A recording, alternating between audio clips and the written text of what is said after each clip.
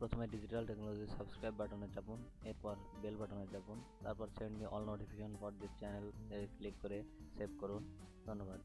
Hello viewer, আসসালামু আলাইকুম। Digital টেকনোলজির পক্ষ থেকে আমি মোহাম্মদ আসাদুজ্জামান আজকে আপনাদের সামনে নতুন একটি টিউটোরিয়াল নিয়ে এসেছি। যে টিউটোরিয়ালের মাধ্যমে আমি আপনাদেরকে দেখাবো যে কিভাবে আপনারা আপনাদের বার্থ সার্টিফিকেটের দেখবেন, বার্থ সার্টিফিকেটের সমস্ত তথ্য দেখবেন। তো চলুন, প্রথমে আমরা গুগল থেকে লিখে বার্থ সার্টিফিকেট বিডি, অথবা আপনি আরেকটা ওয়েবসাইটে ঢুকতে পারেন, আমি ওটাও দেখাচ্ছি। আগে প্রথমে বার্থ সার্টিফিকেটটা লিখে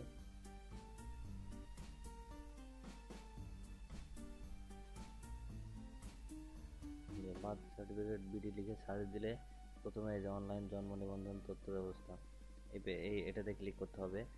আর এছাড়াও এই বার্থ সার্টিফিকেট বিডি লেখা বাদে যদি আপনারা সরাসরি যে bris.lgd.government.bd লেখেন, তাও আপনারা এই পেজে যাইতে পারবেন। তো আমি সহজে বোঝানোর জন্য গুগল থেকে বার্থ সার্টিফিকেট বিডি লিখে সার্চ করলাম। তো এখন আমি এই পেজটা ওপেন করছি। ওকে, এই যে আমার এই পেজটা চলে এসছে, এরকম পেজ। এখন এখানে এই যে জন্ম তথ্য যাচাই, এটাতে ক্লিক করবেন। এখানে যে আপনার বার্থ সার্টিফিকেটের যে রেজিস্ট্রেশন নাম্বার আছে, রেজিস্ট্রেশন নাম্বারটি এখানে দিবেন। আমি আমার রেজিস্ট্রেশন নাম্বারটা দিচ্ছি, যে আপনাদেরকে দেখাচ্ছি। এই যে আমার রেজিস্ট্রেশন নাম্বার আর ডেট অফ বার্থ দিতে হবে এখানে।